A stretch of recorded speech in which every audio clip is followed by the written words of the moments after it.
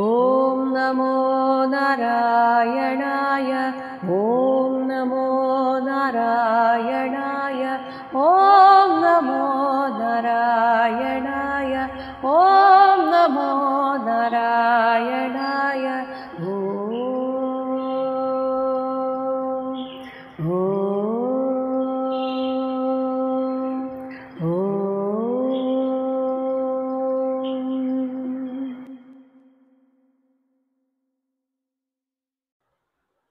നാരദ മഹർഷി പറഞ്ഞ ശ്ലോകത്തിൻ്റെ ആന്തരിക അർത്ഥമാണ് പറഞ്ഞുകൊണ്ടിരിക്കുന്നത്.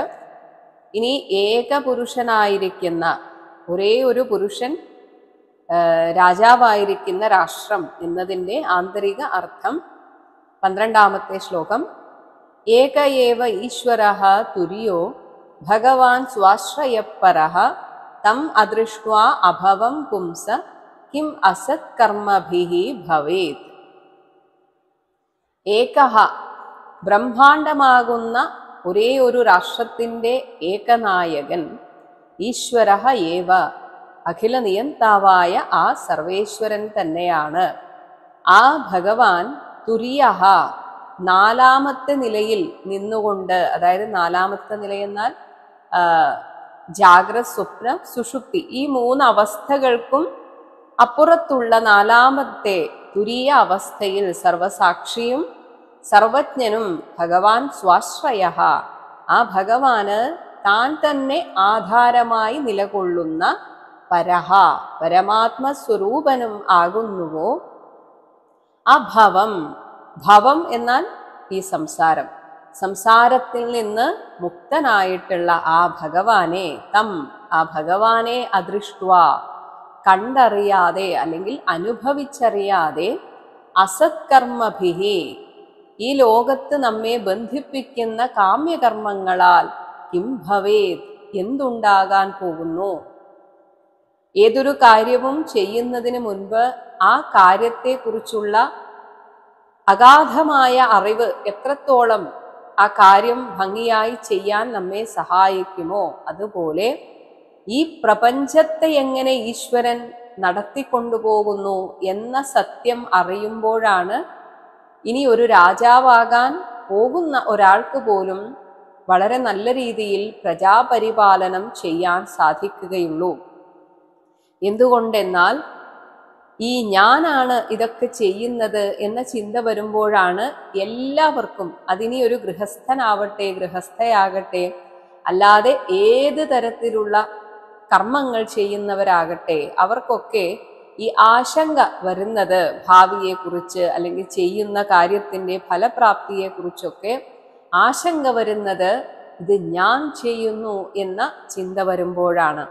അതേസമയം ഞാൻ ആ ഈശ്വരൻ്റെ കയ്യിലെ ഒരു ഉപകരണം മാത്രമാണ്, ആ ഭഗവാനാണ് ഇതെല്ലാം നിയന്ത്രിക്കുന്നത് എന്ന് ചിന്തിക്കുമ്പോൾ പിന്നെ അവിടെ ആശങ്കയ്ക്ക് ഒരു സ്ഥാനവും ഇല്ലാതാകുന്നു. അതുകൊണ്ടാണ് ഒരു രാജാവാകാൻ പോലും ഈ ഒരു അറിവ് അത്യന്താപേക്ഷിതമാണെന്ന് നാരദ മഹർഷി പറയുന്നത്.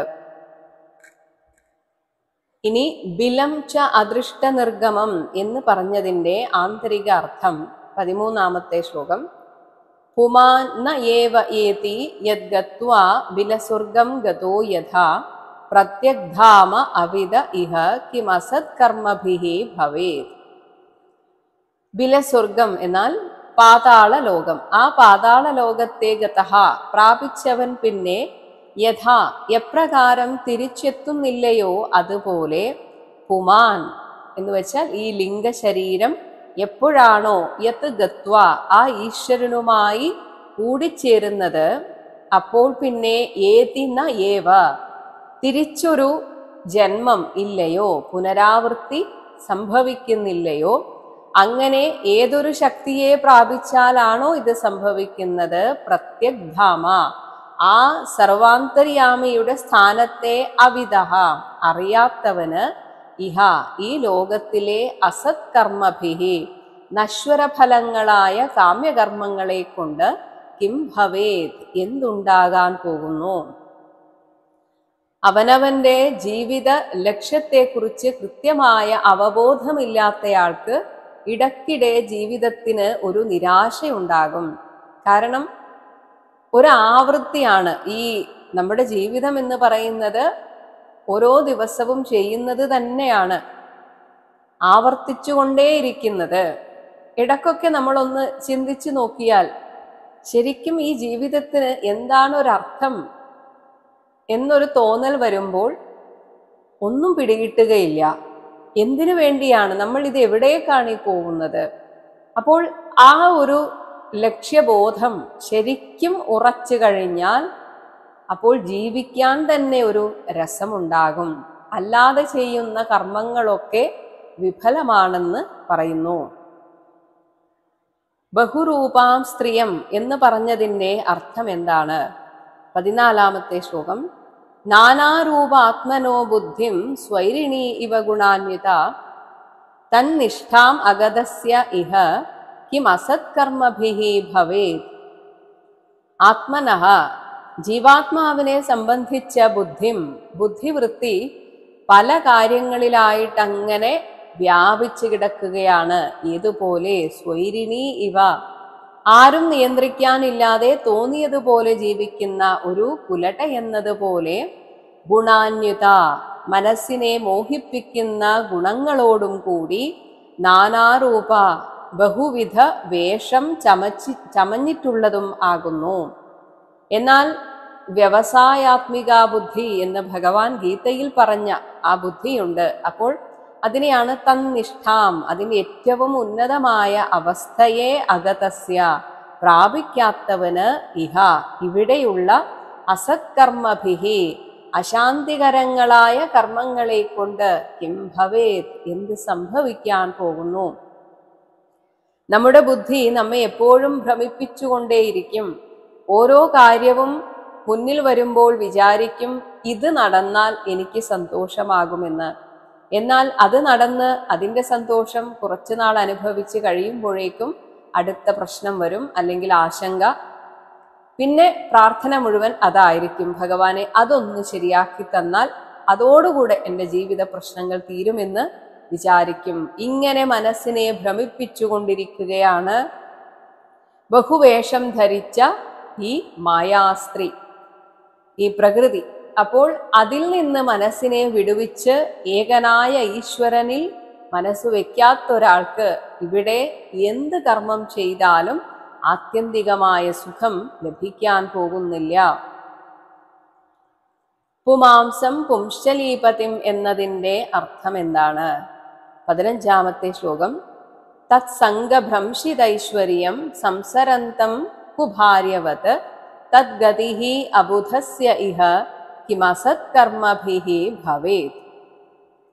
കുഭാര്യവത്, അജാമിളനെ പോലെ, കുലട്ടയായ ഭാര്യയ്ക്ക് ഒതുങ്ങിക്കഴിയുന്നത് പോലെ, അവളുടെ അടിമയെ പോലെ, തത്സംഗം, ഈ ബുദ്ധിയുമായിട്ട് സംഘം വെച്ചിട്ട് ആ ബുദ്ധി എന്തൊക്കെയാണോ നമുക്ക് കാട്ടിത്തരുന്നത്, ഇതാണ് നിനക്ക് സുഖം തരിക, ഇതാണ് സുഖം തരിക, ഇങ്ങനെ ഭ്രംശിത ഐശ്വര്യം, ആ ബുദ്ധിയുടെ സമ്പർക്കത്താൽ സ്വാതന്ത്ര്യം ഇല്ല. നമ്മുടെ മനസ്സിനെ നമുക്ക് നിയന്ത്രിക്കാൻ സാധിക്കുന്നില്ലെങ്കിൽ നമുക്ക് ശരിക്കും സ്വാതന്ത്ര്യമില്ലാത്ത ഒരു അവസ്ഥയാണ്. ഇങ്ങനെ തദ്ഗതിഹി, ബുദ്ധി നയിക്കുന്ന വഴിയെ പോയിട്ട് അവിടെ നിന്ന് കിട്ടുന്ന സുഖദുഃഖങ്ങളിൽ പെട്ട് ഉഴന്നിട്ട് സംസരന്തം, അതിനെ അങ്ങനെ പിന്തുടർന്നു പോകുന്ന ആ ജീവാത്മാവിനെ കുറിച്ച്, അപ്പോൾ നമുക്ക് സംഭവിക്കുന്നത് മനസ്സിന് നിയന്ത്രണം ഇല്ലാത്തത് കൊണ്ടാണ് ഈ സുഖദുഃഖങ്ങളൊക്കെ എന്ന് ബോധമില്ലാതെ, ആ അബുധസ്യ, അറിവില്ലാത്തവന്, അസത്കർമ്മഭിഹി, വിവേകമില്ലായ്മ കൊണ്ട് നടത്തുന്ന കർമ്മങ്ങളാൽ, ഇഹ കിം ഭവേത്, ഈ ലോകത്തിൽ എന്ത് നേട്ടമാണ് ഉണ്ടാവുക? നദീം ഉഭയതോ വാഹാം എന്നതിൻ്റെ അർത്ഥം 16-ാമത്തെ ശ്ലോകം. സൃഷ്ടി അപ്യയകരിം മായാം വേലാകുലാന്തവേദിതാം മത്തസ്യ താം അവിജ്ഞസ്യ കിമസത്കർമ്മഭിഃ ഭവേത്.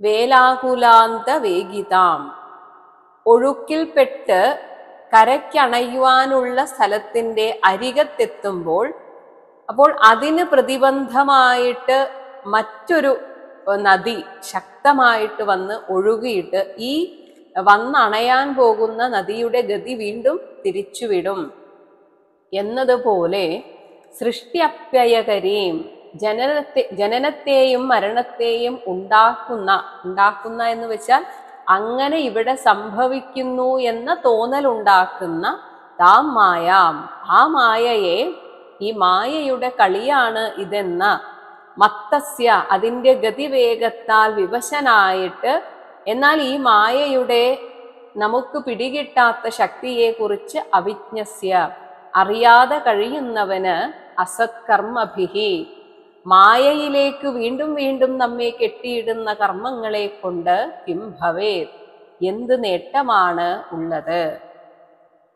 ഒഴുക്കിലകപ്പെട്ടവ കരയ്ക്കടിഞ്ഞു കയറാൻ തുടങ്ങുമ്പോൾ അതിനിട കൊടുക്കാതെ വേഗത്തിൽ ഒഴുകിയിട്ട് അവയെ ഒഴുക്കിലൂടെ തന്നെ കൊണ്ടുപോകുന്ന മറ്റൊരു വൻപുഴ പോലെയാണ് മായ.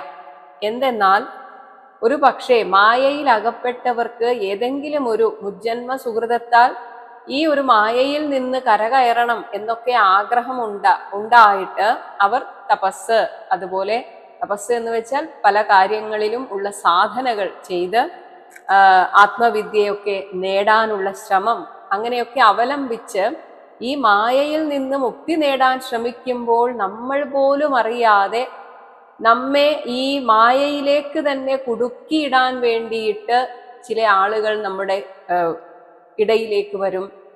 പിന്നെ അവർ നമുക്ക് പ്രിയപ്പെട്ടതാവുകയും ഇങ്ങനെയുള്ള കാമക്രോധാദികളാൽ തടസ്സമുണ്ടാക്കി വീണ്ടും ഈ മായാലോകത്തിലേക്ക് നമ്മെ കൊണ്ടുവിടാറുണ്ട്.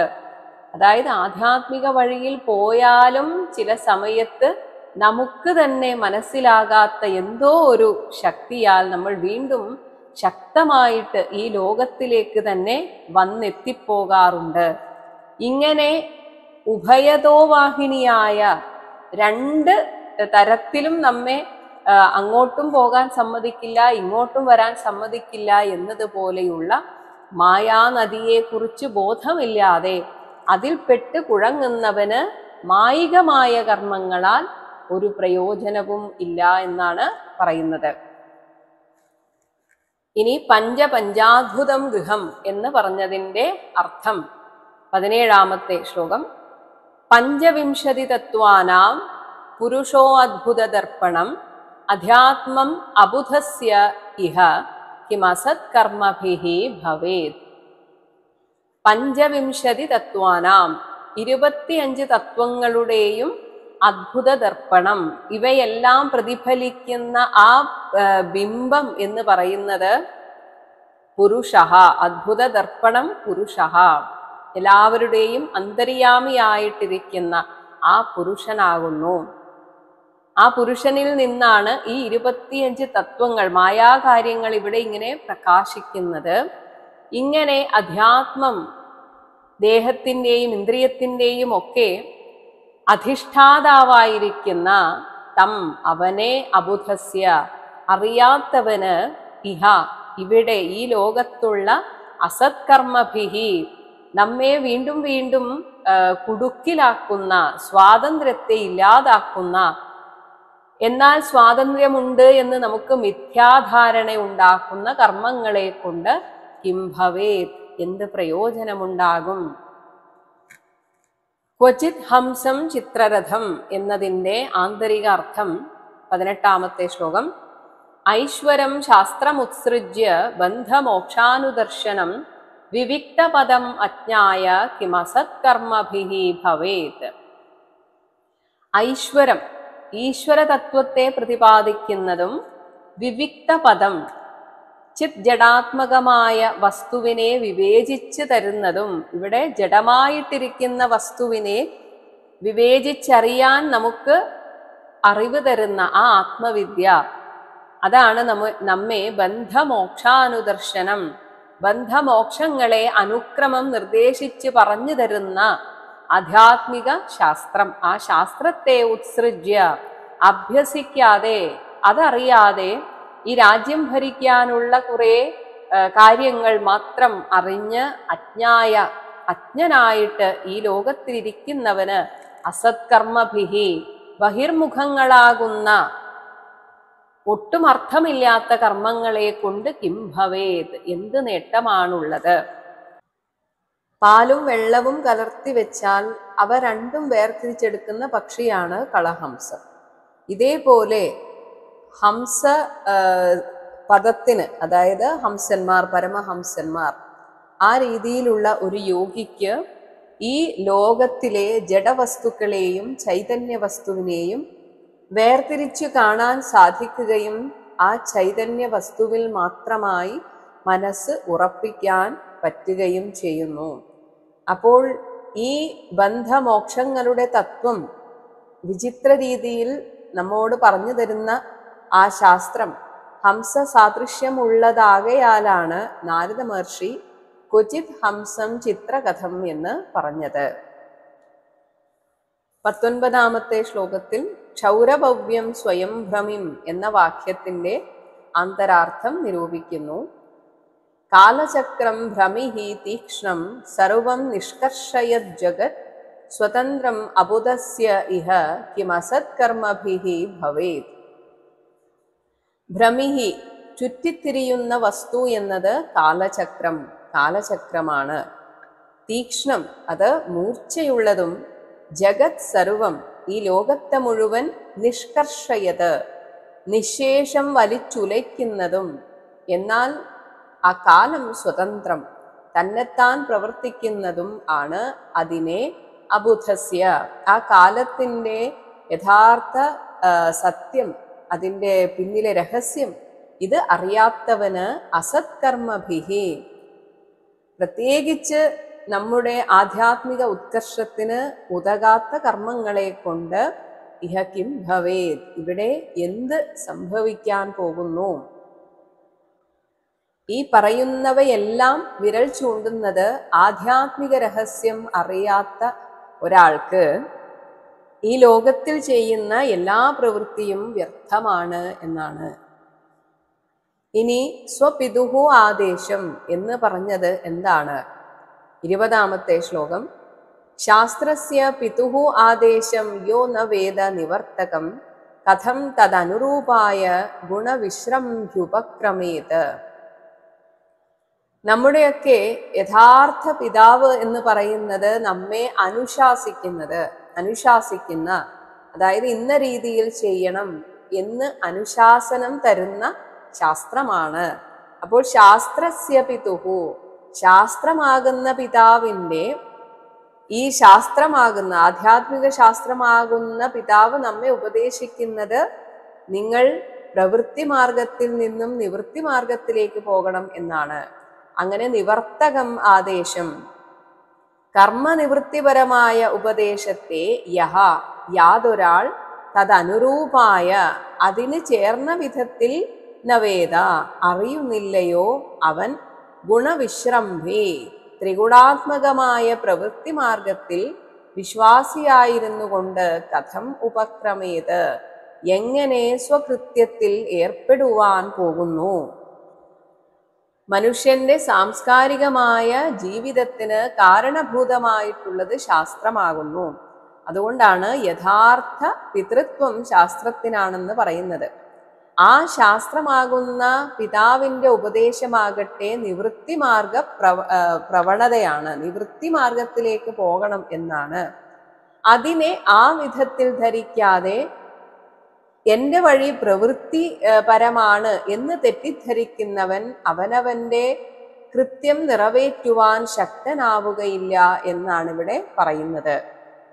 അപ്പോൾ ഇത്രയും പറഞ്ഞതിൽ നിന്ന് ബന്ധനിർമുക്തി, ഈശ്വര സ്വരൂപം, ബ്രഹ്മതത്വം, മനസ്സിൻ്റെ ഗതിവിഗതികൾ, ജീവൻ, മായ, സർവാന്തര്യാമിയായ ചേതനാശാസ്ത്രം, കാലം, ഇനി ഉപദേശത്തിൻ്റെ വാസ്തവാർത്ഥം, ഇവയെക്കുറിച്ചറിയാതെ കർമ്മമാർഗത്തിൽ ഏർപ്പെട്ടിട്ട് പ്രയോജനമൊന്നും ഇല്ല എന്നാണ്. 21ാമത്തെ ശ്ലോകം. ഇതി വ്യവസിതാരാജൻ ഹര്യശ്വാ ഏകചേതസഃ പ്രയയുഹൂതം പരിക്രമ്യ പന്ഥാനം അനിവർത്തനം. ഹേ രാജാവേ, ഏകചേതസഹ, ഇങ്ങനെ ഈ ഉപദേശം മനസ്സിലാക്കുന്നതിൽ ഏക മനസ്സോടുകൂടിയ ഹര്യശ്വാഹ, ആ ഹര്യശ്വന്മാർ, ഇതി വ്യവസിതാഹ, ഇപ്രകാരം നിശ്ചയിച്ചുറച്ചുകൊണ്ട്, തം പരിക്രമ്യ, ആ ദേവർഷിയെ പ്രദക്ഷിണം ചെയ്ത്, അനിവർത്തനം, തിരിച്ചുവരവില്ലാത്ത പന്ഥാനം, മാർഗത്തിലേക്ക്, പ്രയയുഹു, പ്രയാണം ചെയ്തു.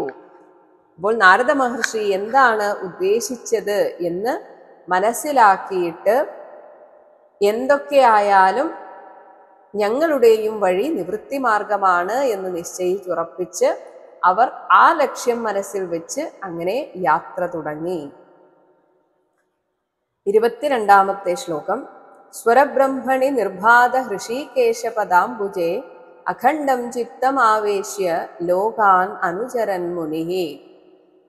മുനിഹി, നാരദമുനി, സ്വരബ്രഹ്മണി, നാദബ്രഹ്മത്തിൽ, നിർബാധ ഋഷികേശപദാംബുജേ, സാക്ഷാത്കരിക്കപ്പെട്ട ശ്രീഹരിയുടെ തൃപ്പാദകമലത്തിൽ, നാദം അതായത് സംഗീതം, അതും ബ്രഹ്മമാണ്. അപ്പോൾ അങ്ങനെയുള്ള നാദബ്രഹ്മത്തിൽ കൂടുതലായിട്ട് നമ്മൾ മനസ്സ് ചെലുത്തുമ്പോൾ, ഏകാഗ്രമാക്കുമ്പോൾ, അതിലൂടെയും നമ്മൾ സാക്ഷാത്കരിക്കുന്നത് ആ ഭഗവാന്റെ തൃപ്പാദങ്ങളെ തന്നെയാണ്. അങ്ങനെയുള്ള ആ ഭഗവാന്റെ തൃപ്പാദകമലത്തിൽ ചിത്തം അഖണ്ഡം ആവേശ്യ, തങ്ങളുടെ ഹൃദയത്തെ പൂർണ്ണമായും ഉറപ്പിച്ച്, ലോകാൻ അനുചരത്, ലോകത്തിൽ അങ്ങനെ ചുറ്റി സഞ്ചരിച്ചിരുന്നു.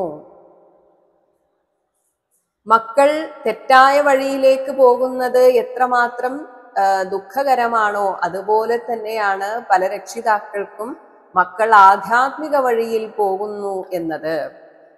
അവർ ഇനി വിവാഹം കഴിക്കില്ല, അതുപോലെ കുട്ടികൾ ആ ഒരു വംശവർദ്ധനവ് അത് കാണാൻ സാധിക്കില്ല എന്നത് പലർക്കും ഒരു ദുഃഖമാണ്. ഇതായിരുന്നു ദക്ഷന്റെയും ദുഃഖം. 23-ാമത്തെ ശ്ലോകം. നാശം നിശമ്യ പുത്രാണാം നാരദാത് ശീലശാലിനാം അന്വതപ്യത കഹ ശോചൻ സുപ്രജാസ്ത്വം ശുചാം പദം. ശീലശാലിനാം, നല്ല സ്വഭാവ ഗുണമുള്ള പുത്രാണാം, സ്വപുത്രന്മാർക്ക്, നാരദാത്, നാരദൻ നിമിത്തം സംഭവിച്ച നാശം നിശമ്യ, ആ തകർച്ചയെ കുറിച്ച് കേട്ടിട്ട്, കഹ, പ്രജാപതിയായ ദക്ഷൻ, ശോചൻ, ദുഃഖിച്ചുകൊണ്ട്, അന്വതപ്യത, അതായത് അതിനെ തന്നെ നിരന്തരം അത് തന്നെ ആലോചിച്ച് ദുഃഖിച്ചു. സുപ്രജാസ്ത്വം, ഒരു തരത്തിൽ നല്ല മക്കൾ, അതായത് ആധ്യാത്മിക രീതിയിൽ പോകുന്ന മക്കൾ ഉണ്ടായാലും, ശുചാം പദം, അതും ദുഃഖാസ്പദമാണ് ഈ ലൗകിക ലോകത്ത് മായയിൽ ജീവിക്കുന്ന ആളുകൾക്ക് എന്ന് പറയുന്നു. കുറച്ചുനാൾ ഈ ഒരു കാര്യത്തിൽ ദുഃഖിച്ചു കഴിഞ്ഞു. പക്ഷേ ബ്രഹ്മാവ് ദക്ഷനെ സമാധാനിപ്പിച്ചു. അതാണ് 24-ാമത്തെ ശ്ലോകം. സഹ ഭൂയഃ പാഞ്ചജന്യായാം അജേന പരിസാന്തിതഃ പുത്രാൻ അജനയത് ദക്ഷ ശബലാശ്വാൻ സഹസ്രശഃ. അജേന, ബ്രഹ്മാവിനാൽ പരിസാന്തിതഃ, സമാധാനിപ്പിക്കപ്പെട്ട സഹദക്ഷഃ, ആ ദക്ഷൻ, പാഞ്ചജന്യായാം, പഞ്ചജനപുത്രിയിൽ, ഭൂയഃ, വീണ്ടും, സഹസ്രശഃ, 1000-ഓളം, ശബലാശ്വാൻ, ശബലാശ്വന്മാര് എന്ന പുത്രന്മാരെ അജനയത്, ഉത്പാദിപ്പിച്ചു. നേരത്തെ ആധ്യാത്മിക വഴിയിൽ പോയ ഹര്യശ്വന്മാരെ കുറിച്ച് ആലോചിച്ച് ദുഃഖിച്ചെങ്കിലും പിന്നീട് ബ്രഹ്മാവ് സമാധാനിപ്പിച്ചതിനെ തുടർന്ന് വീണ്ടും ഭാര്യയിൽ ശബലാശ്വന്മാർ എന്ന 1000കണക്കിന് മക്കളെ ഉത്പാദിപ്പിച്ചു. എന്നാൽ അവരും തങ്ങളുടെ ജ്യേഷ്ഠന്മാരുടെ അതേ വഴിയാണ് പിന്തുടർന്നത്. ആദ്യം ജ്യേഷ്ഠന്മാർ പോയ അതേ നാരായണ സരസിലേക്കാണ് ഇവരും പോയത്. 25-ാമത്തെ ശ്ലോകം. തേബി പിത്രാ സമാദിഷ്ടാ പ്രജാസർഗേ ധൃതവ്രതാഃ നാരായണ സരോ ജഗ്മുഹു യത്ര സിദ്ധാഃ സ്വപൂർവജാഃ. പിത്രാ, പിതാവിനാൽ, പ്രജാസർഗേ സമാദിഷ്ടാഃ, പ്രജകളെ സൃഷ്ടിക്കുന്നതിൽ ആജ്ഞാപിക്കപ്പെട്ട് തേ അഭി ഈ ശബലാശ്വന്മാരും ധൃതവ്രതാഹ വ്രതം ധരിച്ചുകൊണ്ട് യത്ര സ്വപൂർവജാഹ സിദ്ധാഹ എവിടെ വച്ചാണോ തങ്ങളുടെ മൂത്ത സഹോദരന്മാർ സിദ്ധരായി ഭവിച്ചത് അതേ നാരായണസരഹ ആ നാരായണ സരസിലേക്ക് തന്നെ ജഗ്മുഹു പോയി. 26-ാമത്തെ ശ്ലോകം. തത് ഉപസ്പർശനാദേവ വിനിർധൂതമലാശയാഃ ജപന്തോ ബ്രഹ്മപരമം തേ പുഹു തേ അത്ര മഹത്തപഃ. തത് ഉപസ്പർശനാത് ഏവ ആ സരസിലെ സ്നാന ആചമനാദികൾ കൊണ്ട് തന്നെ വിനിർധൂതമലാശയാഃ മനോമാലിന്യം മുഴുവനും അകന്നുപോയ തേ അവർ പരമം ബ്രഹ്മ പ്രണവമാകുന്ന മഹാമന്ത്രം ജപന്തഃ ജപിച്ചുകൊണ്ട് അത്ര ഈ നാരായണ സരസിൽ മഹത്തപഃ തേപുഹു മഹത്തായ തപസ്സനുഷ്ഠിച്ചു. അപ്പോൾ ജ്യേഷ്ഠന്മാരെ പോലെ തന്നെ നാരായണ സരസിൽ ഓംകാരം എന്ന മഹാമന്ത്രം ജപിച്ചുകൊണ്ട് അവരങ്ങനെ കഠിനമായ തപസ്സനുഷ്ഠിച്ചു. അവരുടെ തപസ്സിന്റെ കാഠിന്യത്തെ സൂചിപ്പിക്കുന്നു 27-ാമത്തെ ശ്ലോകം. അഭക്ഷാഹ കതിചിന്മാസാൻ കതിചിത് വായുഭോജനാഹ ആരാധയൻ മന്ത്രം ഇമം അഭ്യസ്യന്ത ഇടസ്പതിം. കതിചിത് ഏതാനും മാസങ്ങൾ, കതിചിത് മാസാൻ ഏതാനും മാസങ്ങളോളം, അപ്പ് ജലപാനം ഭക്ഷാഹ മാത്രമായിട്ട്, പിന്നെ കതിചിത് മാസാൻ പിന്നീടുള്ള ഏതാനും മാസങ്ങൾ വായുഭോജനാഹ വായുഭക്ഷണം മാത്രമായും ഇരുന്ന് ഇമം മന്ത്രം ഈ പറയുന്ന മന്ത്രത്തെ അഭ്യസ്യന്തഃ ഉരുവിട്ടുകൊണ്ട് ഇടസ്പതിം വേദനായകനായ ശ്രീഹരിയെ ആരാധിച്ചു. കുറെ നാൾ ജലപാനം മാത്രമായിട്ട് ആരാധിച്ചു, പിന്നീട് വായു മാത്രം ഭക്ഷിച്ചു. അങ്ങനെയും അവരുടെ ആ തപസ്സിന്റെ തീവ്രത കൂട്ടിക്കൊണ്ടുവന്നു. ഈ ശബലാശ്വന്മാർ നിരന്തരം ജപിച്ചത് ഇതായിരുന്നു എന്ന് പറയുന്നു 28-ാമത്തെ ശ്ലോകം. ഓം നമോ നാരായണായ പുരുഷായ മഹാത്മനെ വിശുദ്ധ സത്വധിഷ്ണ്യായ മഹാഹംസായ ധീമഹി. ഓം നാരായണായ പുരുഷായ എല്ലാവരുടെയും ഉള്ളിൽ പുരുഷനായിട്ട് എല്ലാം കാണുന്ന ആ ദ്രഷ്ടാവായിട്ട്, മഹാത്മനെ പരമാത്മാവായും, വിശുദ്ധ സത്വധിഷ്ണ്യായ നിർമ്മലമായ സത്വഗുണത്തിന് ആശ്രയഭൂതനുമായിരിക്കുന്ന മഹാഹംസായ ആ മഹാഹംസരൂപന് നമഃ നമസ്കാരം. ധീമഹി ഞങ്ങളുടെ മനസ്സ് എല്ലായ്പ്പോഴും അങ്ങയിൽ വെക്കുന്നു. ഇങ്ങനെയൊരു മന്ത്രം ജപിച്ചുകൊണ്ടാണ് അവർ തപസ് ചെയ്തത്. എന്നാൽ ഇവരും ഈ ലോക ജീവിതത്തിൽ കുടുങ്ങിക്കിടക്കേണ്ടവരല്ല എന്ന ഭഗവാന്റെ നിർദ്ദേശം അനുസരിച്ചെന്നതുപോലെ നാരദ മഹർഷി അവരുടെ അടുത്തും വന്നിട്ട് ഇങ്ങനെയുള്ള ഗൂഢോക്തികളെ കൊണ്ട് അവരുടെ മനസ്സ് ആധ്യാത്മിക വഴിയിലേക്ക് തിരിച്ചുവിട്ടു. 29-ാമത്തെ ശ്ലോകം. ഇതിതാനപി രാജേന്ദ്ര പ്രതിസർഗധിയോ മുനിഹി ഉപേത്യ നാരദ പ്രാഹ വാചകൂടാനി പൂർവവത്. ഹേ രാജേന്ദ്ര, പരീക്ഷിത്തെ, ഇതി ഈ വിധം മന്ത്രം കൊണ്ടുള്ള ഉപാസനയോടെ പ്രതിസർഗധിയ അവർ തപസ് ചെയ്തത് സൃഷ്ടി വർദ്ധിപ്പിക്കാനായിട്ടായിരുന്നു.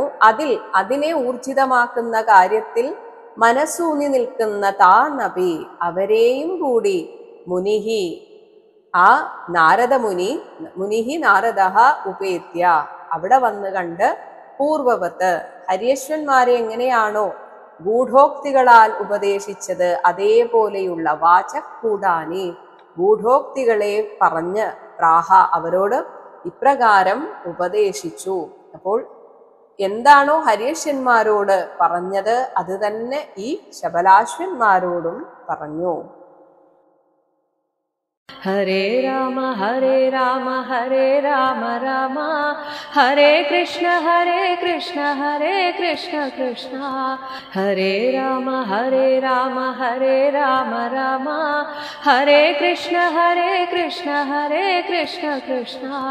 हरे राम हरे कृष्ण कृष्ण हरे राम हरे कृष्ण कृष्ण।